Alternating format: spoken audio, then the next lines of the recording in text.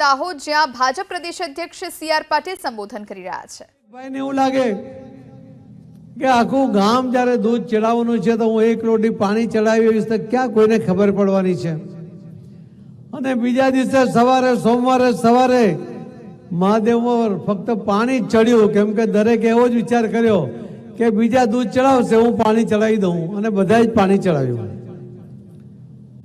અને એટલે તમને કહું છું કે તમને જે જવાબદારી મળી છે એ બીજો શું કરશે એની અપેક્ષા કર્યા વગર તમને આપેલી જવાબદારી એક લોટી દૂધ એટલે દૂધ જ ચડાવવાનું છે, એ તમારે ધ્યાન રાખવાનું છે। આ એક લોટી પાણીને કારણે શું થયું ખબર છે? વિધાનસભાના ઇલેક્શનની અંદર આ પાર્ટી જે બહુ કુદાકુદ કરતી હતી ને એને કુલ મળીને ફક્ત 40 લાખ મત મળ્યા આખા રાજ્યની અંદર। કોંગ્રેસ વર્ષો જૂની પાર્ટી એને કુલ મળીને 80 લાખ મત મળ્યા, અને ભારતીય જનતા પાર્ટીને તમારા તાકાતને આધારે 1 કરોડ ને 68 લાખ મત મળ્યા। પણ કમી ક્યાં થઈ?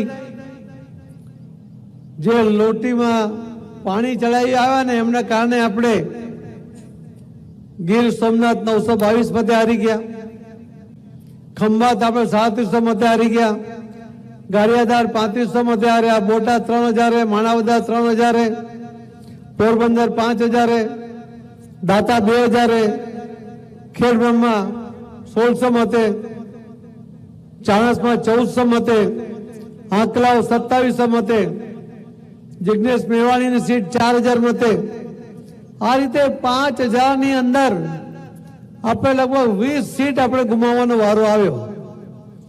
આ બધા જો દૂધ ચડાવી આવ્યો હોત ને તો જે આટલા મત મળ્યા કોંગ્રેસ કરતા 88 લાખ મત ભારતીય જનતા પાર્ટીને વધારે મળ્યા, પણ ફક્ત 3,05,000 મત અલગ અલગ વિધાનસભામાં ખૂટ્યા।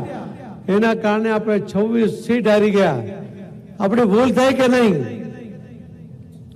અરે થઈ કે નહીં? હા કે ના તો બોલો। આવી ભૂલ ફરી થાય? મારે એટલે જ કેવું છે કે આપણે જો 5 લાખની વધારે લીડથી જીતવું હોય અને તમને બધાને લાગે કે બાકીના તો મત કરવાના છે, હું જાઉં કે ના જાઉં, બાકીના તો કામ કરવાના છે, હું જાઉં કે ના જાઉં, કામ કરું કે ના કરું, 5 લાખની લીડ તો આવી જશે। અને તમારે નક્કી કરવું પડશે, સંકલ્પ કરીને કે હું પહેલો મતદાન કરીશ, મારા ઘરનું મતદાન કરાવીશ, હું કાર્યકર્તાઓનું મતદાન કરાવીશ, અને પાર્ટીના બધા જ કાર્યક્રમોમાં હાજર રહીને પૂરી તાકાતથી કામ કરીશ। 5 લાખથી લીડ વધુ આવી શકે એવી તાકાત તમારા બધામાં અહીંયા છે।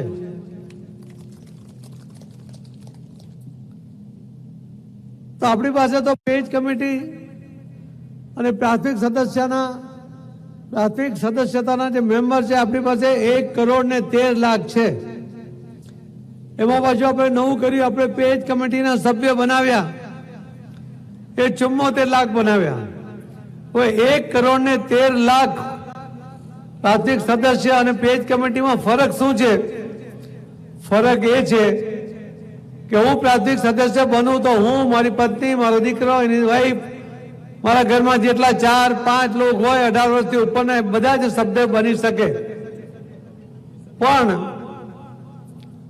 પેજ કમિટીના સભ્ય ઘરમાંથી ફક્ત 1 બની શકે, અને આખા ગુજરાતની અંદર 74 લાખ ઘરોની અંદર આપણો પેજ કમિટીનો એક સભ્ય કે એક કાર્યકર્તા આ દરેક ઘરમાં આપણે ત્યાં છે। આપણું જે પેજ કમિટીનું ગણિત જે આપણે તમને કહું છું કે એક ઘરમાં 3 લોકો હોય અને 74 લાખ પેજ કમિટીના વેરીફાઈડ સભ્ય હોય, એને જો 3 થી ગુણાકાર કરીએ તો 2 કરોડ ને 22 લાખ મત આપણને મળવા જોઈએ। આપણને મળ્યા 1 કરોડ ને 68 લાખ। હવે આ 54 લાખ મત આ વખતે જો તમે પૂરી તાકાતથી બીજા વધારે અપાવી દો તો કોઈની પણ ડિપોઝિટ બચશે કે? અરે બોલો, બચશે? બધાની ડિપોઝિટ જમા કરી દો, એ બિચારાને ધક્કો ના ખાવો પડે ડિપોઝિટ લેવા માટે। આ વાસ્તવિકતા છે, આ તમારી તાકાત છે। અને એટલા જ માટે આજે હું તમને મળવા આવ્યો ત્યારે મારો મુદ્દો એ છે કે મારે તો જાહેર સભામાં હોતો જ નથી. હું તો કાર્યકર્તાની તાકાતના આધારે ઇલેક્શન લડવા વાળો માણસ છું. મોદી સાહેબના વિચારો, મોદી સાહેબના કામો, અમિતભાઈ શાહ સાહેબની કામગીરી, એના આધારે ઇલેક્શન લડવા વાળો છું.